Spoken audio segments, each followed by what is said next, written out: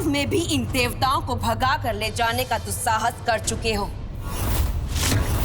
तुम्हें तो यथाशीघ्र बंदी बना लेना ही सर्वथा उचित है।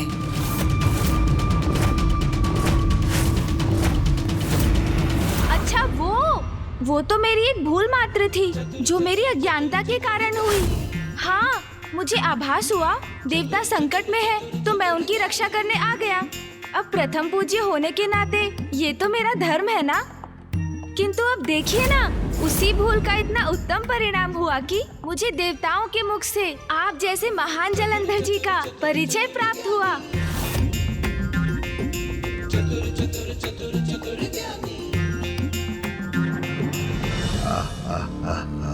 मेरी महानता का प्रचार हुआ हो जिससे अनुचित नहीं, ये विचित्र गजमुख बालक उचित कहता है। भगवान सर्वश्रेष्ठ जलंधर प्रसन्न हुआ। भैया, और मैं तो यहाँ नवीन भगवान महान जलंधर का अभिवादन करने आए हैं। शिव पुत्र भी मेरा नमन कर रहे हैं। शिव का समय गया, अब ये जलंधर का समय है। किंतु भैया, देवराज इंद्र ने तो जलंधर जी को लेकर कुछ और ही कहा था, है ना? हाँ गणेश, कहा तो था। अब मैंने क्या कहा था प्रथम पूज्य गणेश जी? क्या कहा था इसने? कैसे कहूँ, किंतु कहना तो पड़ेगा ही। देवराज इंद्र कह रहे थे भगवान जलंधर भगवान जैसे नहीं है, किंतु जलंधर जी, उनका कथन सत्य नहीं है। सत्य तो आप हैं। हाँ, इतने राजसी हाव भाव, ऐसे सुंदर वस्त्र, इतने बहुमूल्य आभूषण। अरे वाह, आपके पास तो त्रिशूल भी है।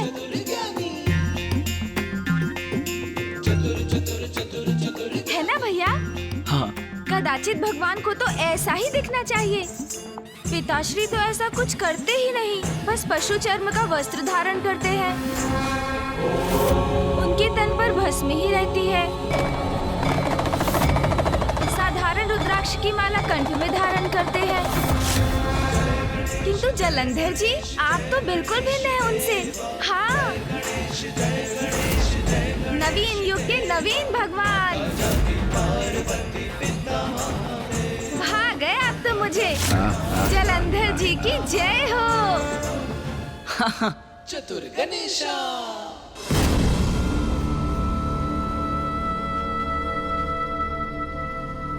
अच्छा, तो अब जलंधर जी ये भी बता दीजिए कि भैया और मेरा निवास कहाँ होगा?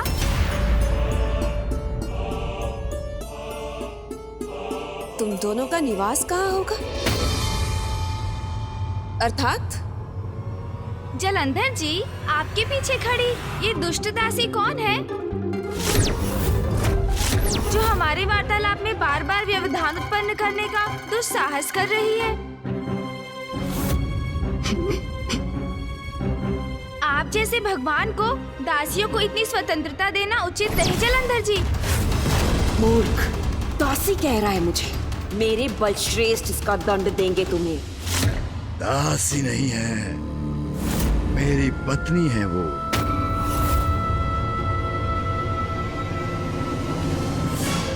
अच्छा, जो भी है, आप हमें हमारा कक्ष दिखा दीजिए। भैया और मैं वहाँ जाकर थोड़ा विश्राम करेंगे। फिर यहाँ निवास की अपनी उचित व्यवस्था भी तो करनी है। तुम दोनों यहाँ निवास करोगे? देवराजेंद्र, आपने इन्हें नहीं बताया क्या? क्षमा कीजिए प्रथम पूज्य गणेश जी, मैं भगवान जी को बताने ही वाला था, किंतु वो अच्छा, समय नहीं मिला आपको? हाँ। कोई बात नहीं, मैं बता देता हूँ। जलंधर जी, मैं प्रथम पूज्य हूँ और मेरे भैया कार्तिकेय देव सेनापति। किंतु अब आप ही नवीन भगवान हैं, तो हम दोनों का आपके साथ ही निवास करना उचित है।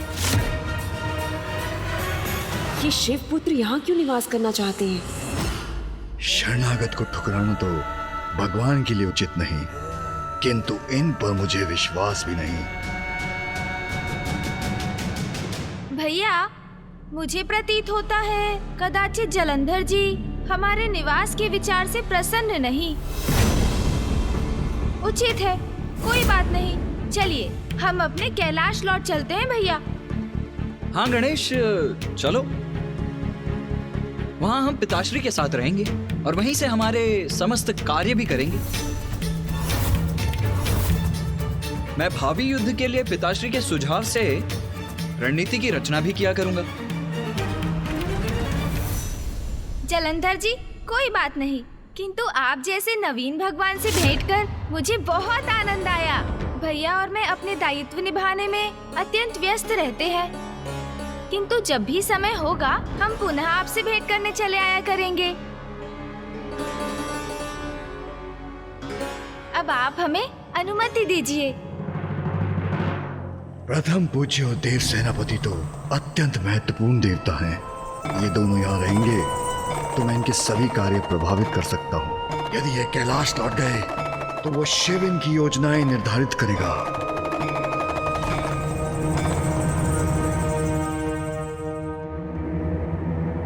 रुको,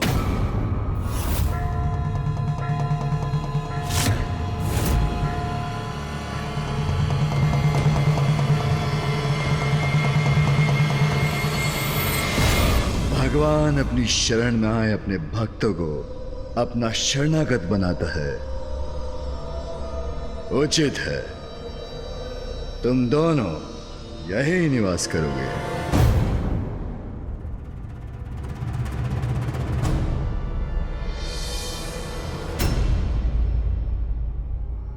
धन्यवाद नवीन भगवान जी, आपने सिद्ध कर दिया। आप तो वास्तव में ही महान है। महान ही नहीं, महानतम हूं मैं सर्वश्रेष्ठ भगवान जलंधर। अब तुम सभी यहां से प्रस्थान करो। भगवान सर्वश्रेष्ठ जलंधर विश्राम करने के इच्छुक। स्वयं को भगवान कहने वाले जलंधर, अब आपका अहंकार ही आपको विनाश की ओर धकेल देगा। जितना विश्राम करना चाहते हो कर लो जलंधर, क्योंकि अब शीघ्र ही तुम्हारा संकट काल प्रारंभ होगा।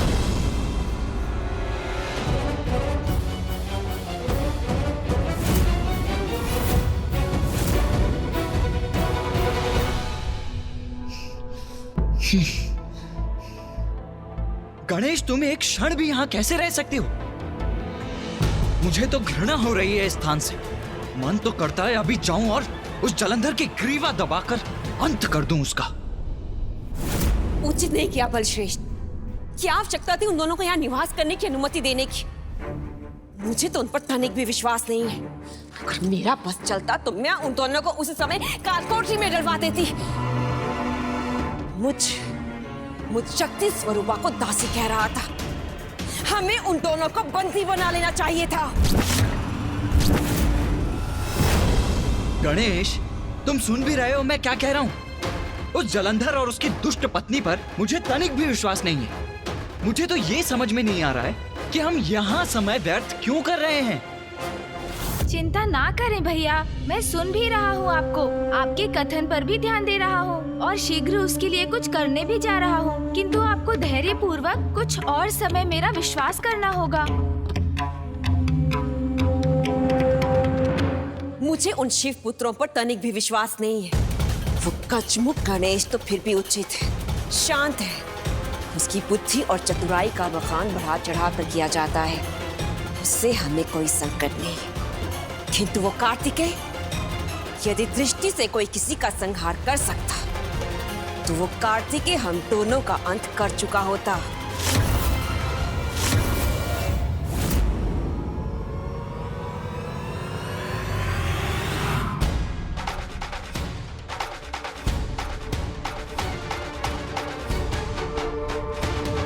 ये क्या गणेश, अब तुम गीली मिट्टी के साथ क्रीड़ा कर रहे हो? तुम करना क्या चाहते हो? कुछ समझाओगे मुझे?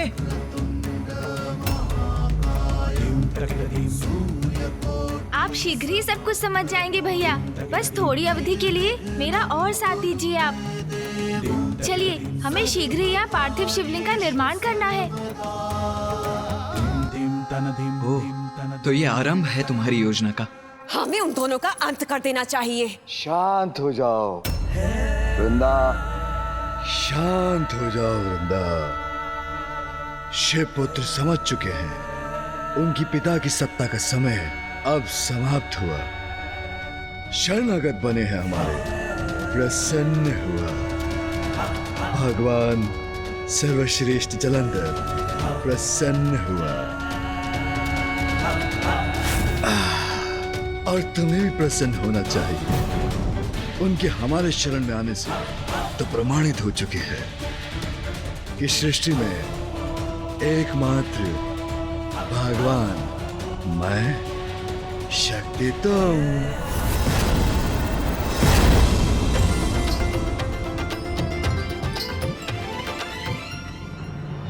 अब शीघ्र अतिशीघ्र समस्त संसार में मेरे नाम का जाप होगा।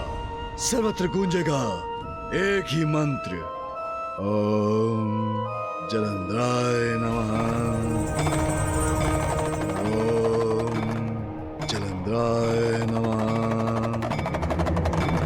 ओम नमः शिवाय।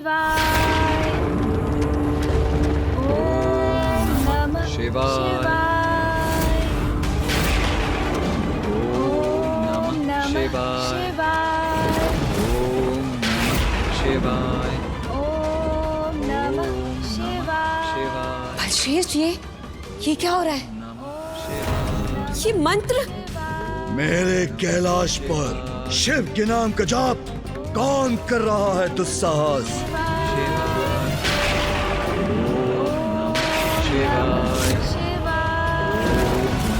शिवाय। बलश्रेष्ठ, ये स्वर तो भवन के भीतर से आ रहा है। कोई भीतर ही हमारे साथ घात कर रहा है। कदापि सहन नहीं करूंगा। मेरे भवन में मेरे विरोधी के मंत्रों का जाप मृत्यु निकट है उसकी। मसल कर रख दूंगा अभी की अभी। कहां से आ रहा है स्वर? ओम शिवाय। शिवाय। ओम नमः शिवाय। शिवाय। ओम नमः शिवाय। इसी कक्ष के भीतर से आ रहा है स्वर। ओम नमः शिवाय। नमः शिवाय। ओम नमः शिवाय। ओम नमः शिवाय। ओम नमः शिवाय। नमः शिवाय। ओम नमः शिवाय। ओम नमः शिवाय। शिवाय।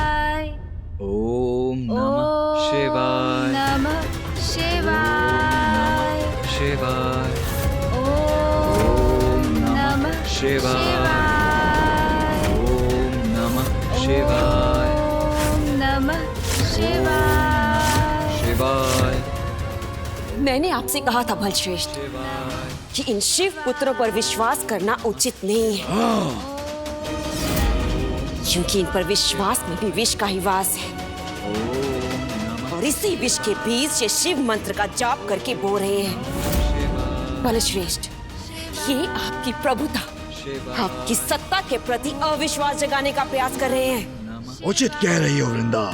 विष दंश के समान प्रतीत हो रहा है मुझे स्वर। इस सबोले अवश्य मुझे यहाँ डसने का विचार लेकर आए हैं।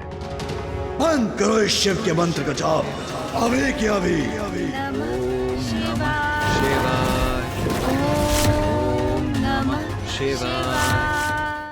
मेरे कैलाश में शिव का नाम लेने की अनुमति नहीं। इसे रोको अभी की अभी। नमः शिवाय। बलश्रेष्ठ, ये ऐसे नहीं मानेंगे। आपके आदेश की ऐसी अवमानना के लिए इन्हें कठोर से कठोर दंड दीजिए। दूंगा, उचित दंड दूंगा इन्हें। ओम नमः शिवाय। इस दुष्ट गजमुख गणेश के कान खींच कर खड़ा करता हूँ। शिव मंत्र का जाप करना तो क्या, उसे सुनना भी भूल जाएगा। शिवाय। ओम नमः शिवाय। नमः शिवाय। ओम नमः शिवाय।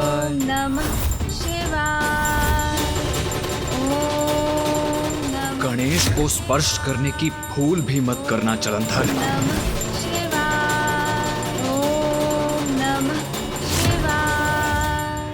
ओम नमः शिवाय। ओम नमः शिवाय। ओम नमः शिवाय। जलंधर, तुम्हारा हाथ पुनः आगे बढ़ा तो उसका दुष्परिणाम सह नहीं सकोगे तुम। ओम नमः शिवाय। ओम नमः शिवाय। ओम नमः अरे श्रेष्ठ, आप रुक क्यों गए? ये गणेश अभी भी उस शिव का मंत्र जपे जा रहा है। शिवाय। आप इसे दंडित करने में झिझक क्यों रहे हैं? संकोच का तो कोई स्थान ही नहीं। दंडित तो अवश्य करूंगा इस गजमुख बालक को, अभी क्या अभी। ओम नमः शिवाय। भैया,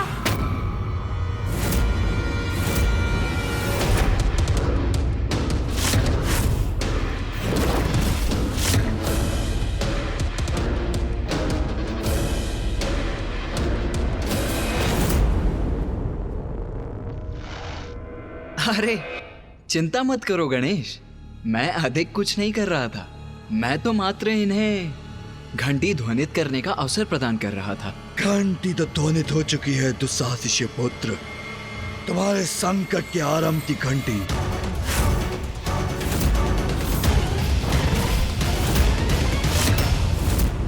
उचित किया गणेश, जो तुमने अपने भ्राता को रोक दिया, अन्यथा तुम्हारे साथ साथ इसके भी कान खींचता, धकेल के अपने भवन से बाहर कर देता, अपने कैलाश से। अभी क्या भी। जलंधर जी, हिंसा से कभी किसी समस्या का समाधान कहाँ हुआ है? इस प्रकार उत्तेजित होकर भीतर आने के स्थान पर यदि आप यहाँ शांति से आते, हमारे साथ बैठकर शिव मंत्र का जाप सुनते, तो निश्चित ही आपका क्रोध शांत हो जाता। तभी के तभी। इतना दुस्साहस! मैं भगवान जलंधर तुम्हारे मुख से ओम जलंधराय नमः का जाप सुनने के स्थान पर मैं शिव के मंत्र का जाप करूं?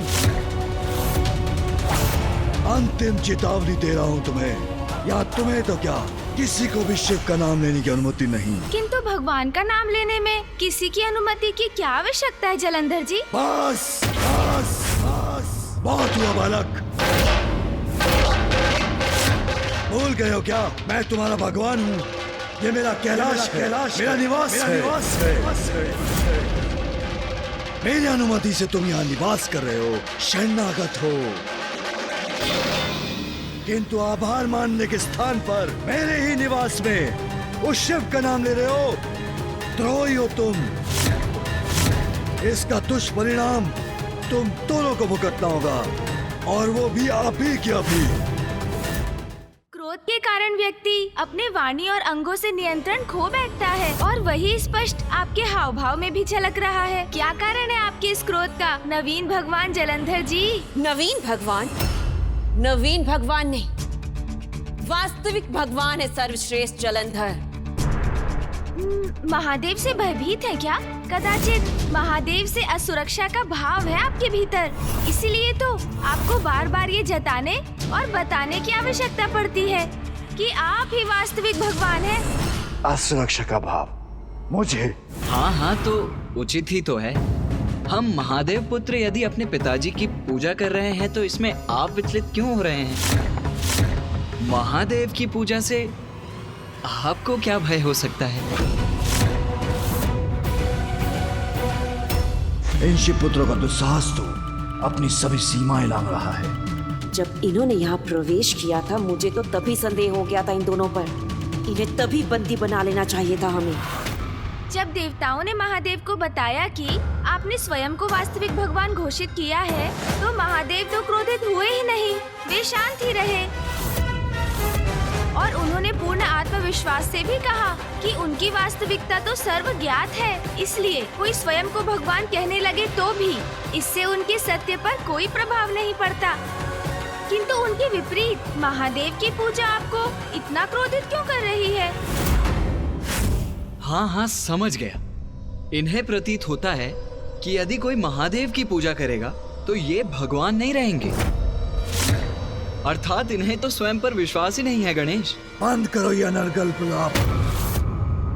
देखो मुझे, क्या मैं तुम्हें असुरक्षित दिखता हूं? मैं सर्वश्रेष्ठ जलंधर भयभीत कभी नहीं, किसी से भी नहीं, चाहे वो तुम्हारे महादेव शिव क्यों न हो।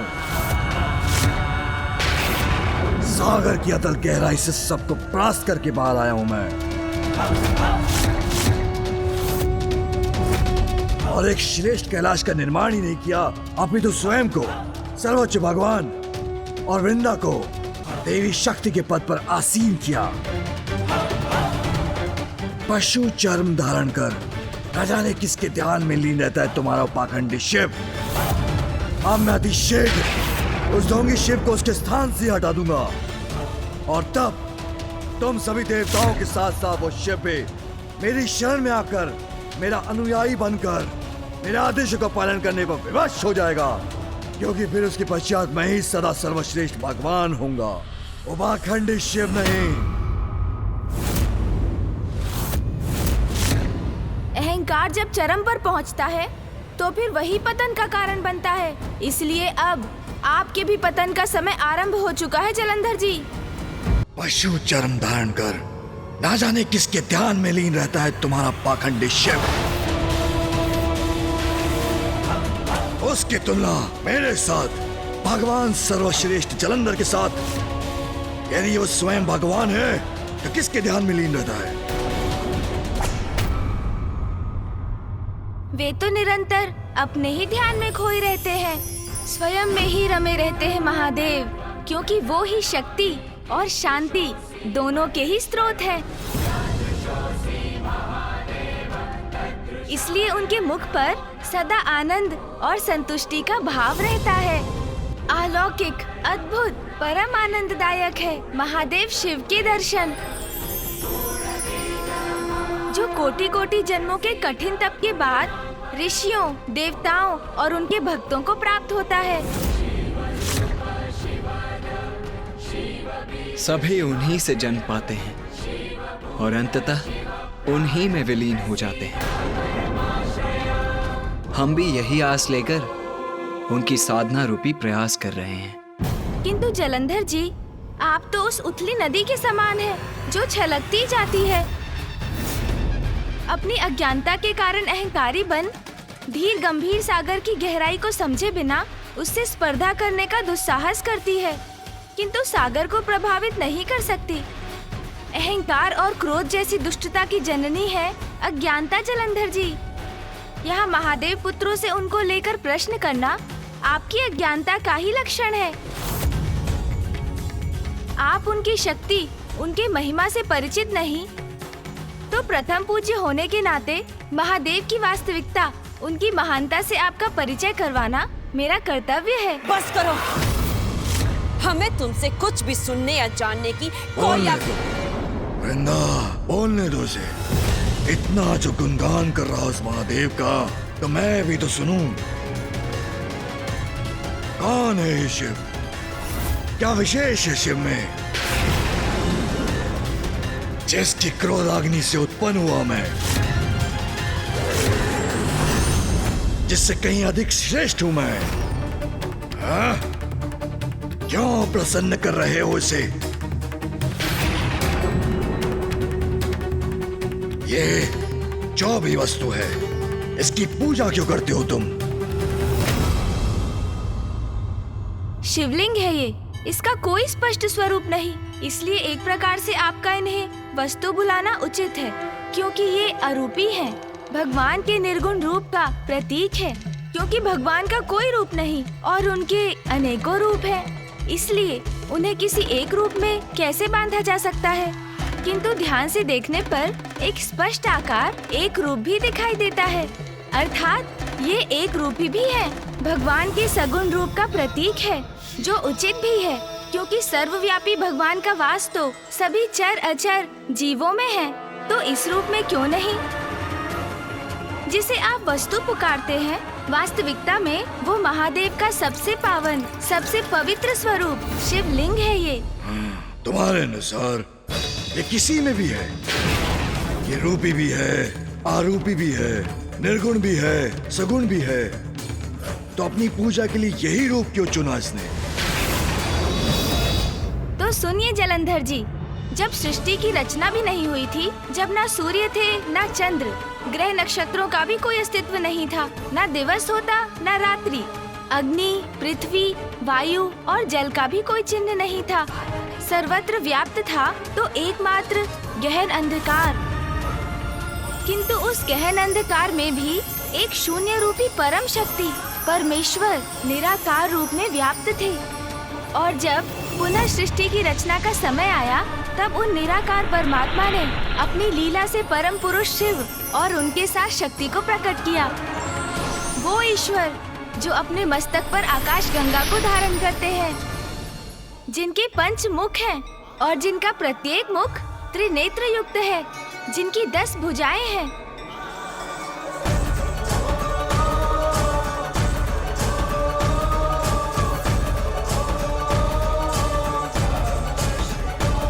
जो त्रिशूलधारी है, उनके श्री अंगों की प्रभा कर्पूर समान श्वेत गौर है। उन्हीं परम पुरुष ईश्वर जगत में शिव, शंभु, महेश्वर और महादेव रूप में विख्यात हैं। और माँ आदि शक्ति अष्टभुजाधारी है।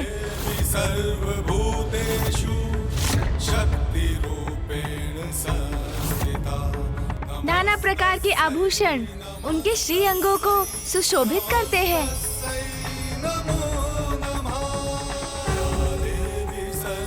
उनके खुले नेत्र खिले हुए कमल के समान है और उनका मुखमंडल उनके अपार तेज से जगमगाता है।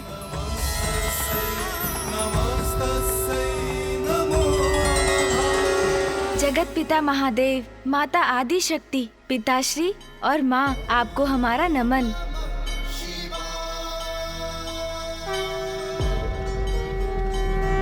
मेरी उपस्थिति में उस शिव के प्रति इनकी ये भक्ति, मेरा ऐसा निरादर कदापि सहन नहीं करूंगा मैं। क्या हुआ जलंधर जी?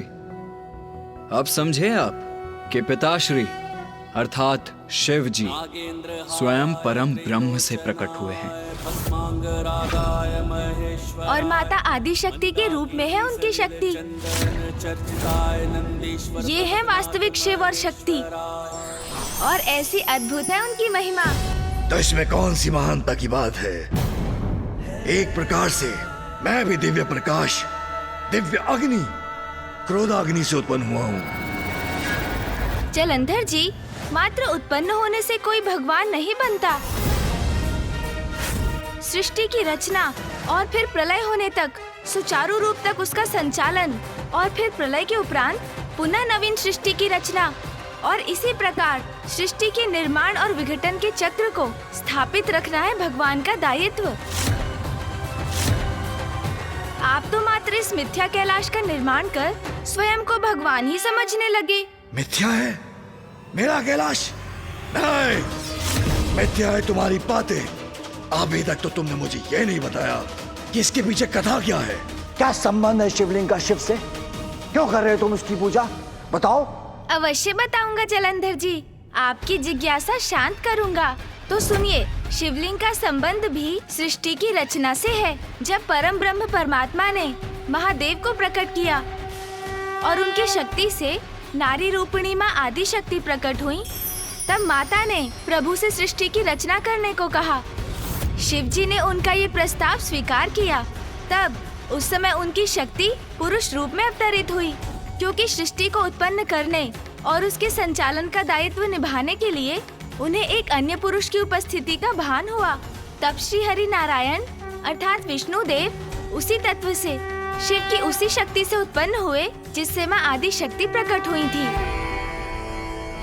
शिवाय विष्णु रूपाय शिव रूपाय विष्णवे शिवस्य हृदयं विष्णु विष्णोच्च हृदयं शिव यथा शिवमयो विष्णुरेव विष्णुमय शिव यथांतरम न भेदस्यु शिव राघव योस्तथा।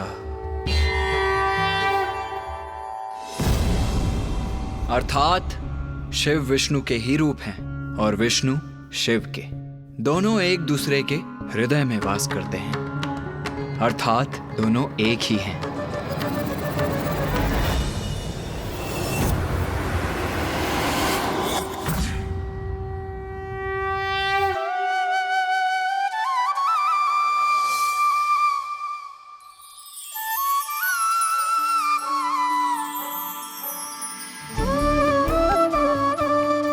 विष्णुदेव, अब आप तप में लीन हो जाइए, क्योंकि तप ही समस्त कार्यों को पूर्ण करने का साधन है।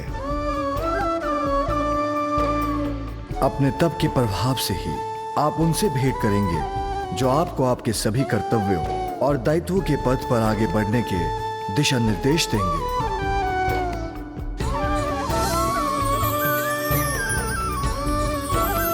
और महादेव शिव जी के निर्देश अनुसार विष्णुदेव गहन तप शयन में लीन हो गए, जिसके परिणाम स्वरूप उनके अंगों से अनेक जलधाराएं प्रस्फुटित हुईं और वही ब्रह्मरूप जल अपने स्पर्श मात्र से समस्त पापों के लिए विनाशकारी सिद्ध हुआ, क्योंकि स्वयं परम पुरुष विष्णुदेव स्वयं उस नार अर्थात उस जल में शयन करते थे, इसलिए उनका नाम नारायण जगत में प्रसिद्ध हुआ। वैसे जलंधर जी, जैसे आपके मन में महादेव को लेकर इतने प्रश्न उत्पन्न हुए, वैसे ही प्रश्न एक बार ब्रह्मदेव के मन में भी उठे थे। ब्रह्मदेव, एक और नवीन कथा प्रारंभ करती। शिव, विष्णुदेव, आदि शक्ति की कथा में ब्रह्मदेव कहां से आ गए? भैया, ये नवीन भगवान तो पूर्णतया ज्ञानी है। ब्रह्मदेव की उत्पत्ति कैसे हुई, ये भी नहीं ज्ञात इन्हें।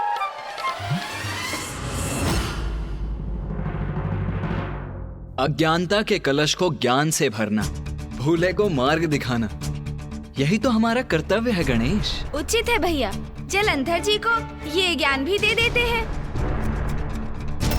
मुझे ज्ञान का दान दोगे तुम? मात्र सहन कर रहा हूं तुम्हें, जिससे मुझे ज्ञात हो सके कि तुम्हारे मन में क्या है, अन्यथा अपनी एक हुंकार से ही तुम्हारा संहार कर देता। अरे, आप किस विचार में खो गए जलंधर जी? तो सुनिए, जब श्री हरि नारायण जल में शयन कर रहे थे, श्री हरि नारायण के ध्यान के फल स्वरूप महादेव की इच्छा से विष्णुदेव की नाभि कमल से ब्रह्मदेव को साथ लिए एक दिव्य कमल प्रकट हुआ। और जब ब्रह्मदेव ने अपने नेत्र खोले तो उन्होंने स्वयं को नितांत एकांत में पाया। तब उनके मन में अनेकों प्रश्न थे, किंतु उनका उत्तर देने वाला कोई नहीं दिखाई दिया उन्हें। मैं कौन हूँ? मैं कहाँ से उत्पन्न हुआ हूँ? क्या कार्य है मेरा? ब्रह्मदेव अपने अंतर मन में उत्पन्न हुए इन प्रश्नों से जूझ रहे थे, उनका उत्तर पाने के लिए, ये ज्ञात करने के लिए कि उनके सिवाय भी इस समस्त संसार में किसी और का अस्तित्व है भी अथवा नहीं। तब उन्होंने उस दिव्य कमल से नीचे आने का निर्णय लिया और नीचे आने पर उनके समक्ष थे नारायण। नारायण हूं मैं। आपकी उत्पत्ति मुझसे ही हुई है ताकि आप सृष्टि का सृजन कर सकें, जिसके पश्चात उस सृष्टि का संरक्षण का दायित्व मैं निभा सकूं। तब ब्रह्मदेव के भीतर ज्ञान का जागृत होना शेष था, इसलिए उनके भीतर अहंकार ने जन्म ले लिया। क्या हुआ? रोक क्यों गए?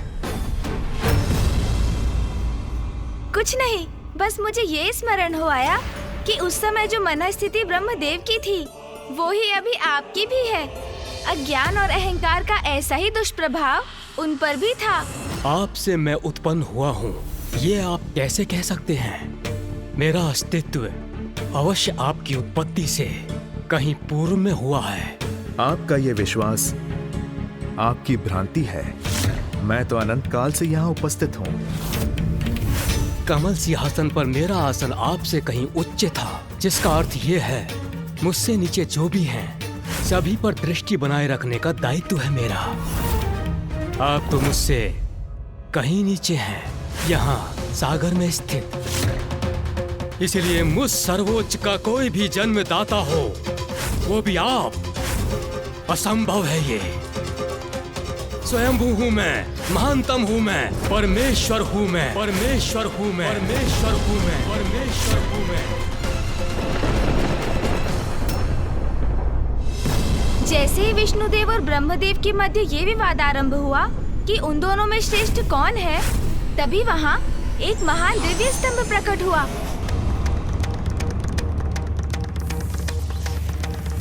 आप दोनों में महान कौन है, इसका निर्णय करने के लिए आप दोनों को इस अग्नि स्तंभ का और छोर ज्ञात करना होगा। जो सर्वप्रथम इसमें सफल होगा वही श्रेष्ठतम कहलाएगा। उचित है। उचित है।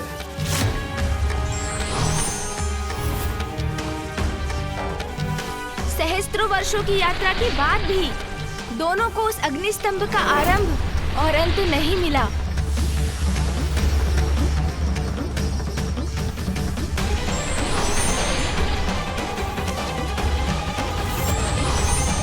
दोनों निराश होकर लौटने पर विवश हो गए और अचंभित होकर उस अग्नि स्तंभ के विषय में विचार करने लगे। क्षमा कीजिए महाप्रभु, मैं इस अग्नि स्तंभ के ओर छोर को ढूंढने में असमर्थ रहा। अहंकारवश स्वयं को सर्वश्रेष्ठ समझने की मेरी इस भूल को क्षमा कीजिए। विष्णुदेव ने अपनी असफलता स्वीकार की, किंतु ब्रह्मदेव नारायण ने अपनी पराजय स्वीकार कर ली, किंतु मैं ऐसा नहीं करूंगा। मैंने स्तंभ का ओर छोर ढूंढ लिया है। ब्रह्मदेव, आप सत्य कह रहे हैं ना? आप मुझसे प्रश्न करने वाले होते कौन हैं? जो मैं कहता हूँ सत्य ही होता है।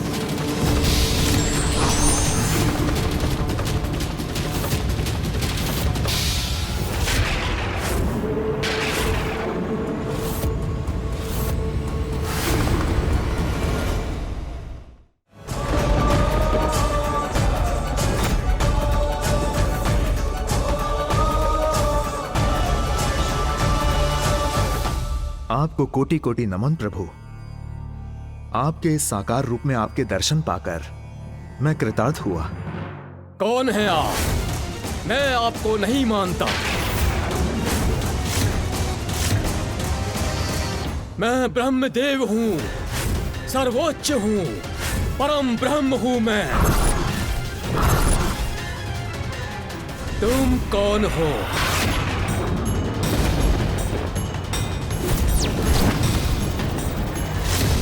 ब्रह्मदेव का अहंकार अपने चरम पर था। उनके मिथ्या वचन और अहंकार से महादेव क्रोधित होने लगे और तब क्रोधवश महादेव ने ब्रह्मदेव को उनके अहंकार का दंड देने के लिए काल भैरव को प्रकट किया।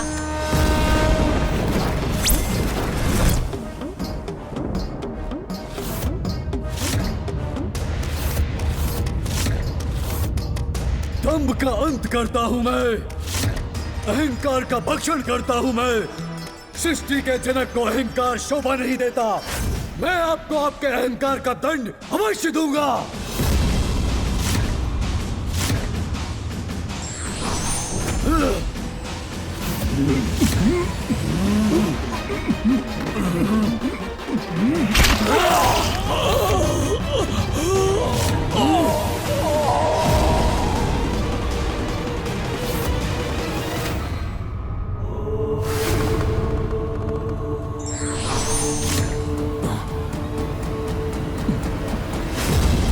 क्षमा प्रभु, मुझे क्षमा कीजिए। मैं अहंकारी हो गया था प्रभु। शांत हो जाइए प्रभु, मुझे क्षमा कीजिए।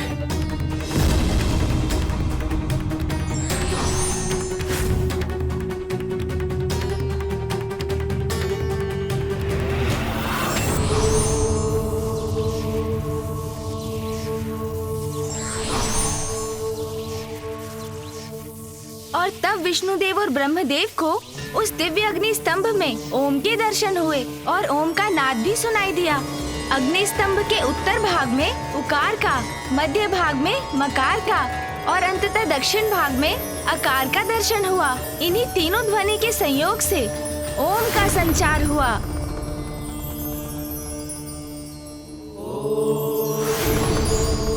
मुझे ज्ञात हो गया प्रभु, आप ही हमारे जनक हैं। हमें हमारे जन्म का उद्देश्य और कार्यभार बताने की कृपा करें प्रभु। नारायण, आप जगत के पालनहार होंगे। ब्रह्मदेव, आप सृष्टि के रचयिता होने का कर्तव्य निभाएंगे और मैं संहार कर संसार के चक्र को नियमित रूप से गतिमान रखूंगा। और यह अग्निस्तंभ अर्थात लिंग परमपिता परमेश्वर का प्रतीक है, संसार की एकमात्र और सर्वोच्च सत्ता और चरम ऊर्जा और शक्ति का प्रतीक होगा। इसलिए आज से जो भी शिवलिंग की पूजा महान ज्योतिर्लिंग के रूप में करेगा वो सदा मेरा प्रिय रहेगा और मेरा कृपा पात्र बनेगा। अब आपको समझ में आया जलंधर जी, शिव कौन है और शिवलिंग का क्या महत्व है?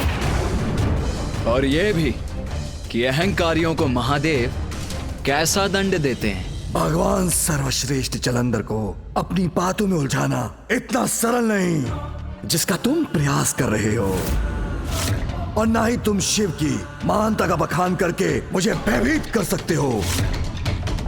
इतने महान है तुम्हारे शिव, तो उनकी पूजा के कक्ष में इतनी दरिद्रता क्यों? मिट्टी से बना शिवलिंग मात्र है यहाँ। कौन भगवान मात्र एक मिट्टी की मूर्त का प्रतीक बनवाकर उसकी पूजा करवाता है? हाँ बलश्रेष्ठ, भगवान जलंधर का तो स्वर्ग विग्रह होगा, फिर इस शिवलिंग की पूजा कौन करेगा? दुर्भाग्य है तुम्हारा, क्योंकि जो अज्ञानता की निद्रा में डूबा रहना चाहता है उसे ज्ञान का प्रकाश भी जागृत नहीं कर सकता। तुम्हारा यह अहंकार तुम्हें सत्य स्वीकार करने नहीं देगा जलंधर। बस बंद करो अपना प्रवचन और जलंधर नहीं, सर्वश्रेष्ठ जलंधर, भगवान जलंधर हूं मैं, भगवान जलंधर हूं मैं, भगवान जलंधर हूं मैं। दयालु हूं, इसलिए तुम्हें सुंदर भवन और सुंदर कक्ष दिया था, किंतु तुमने दुरुपयोग किया, उसका द्रोह किया मेरे साथ। इस कक्ष को तुमने शिव मंदिर बना डाला। हटाओ इसे। मैंने कहा हटाओ इसे, अन्यथा इसे अपने पांव से मसल कर रख दूंगा।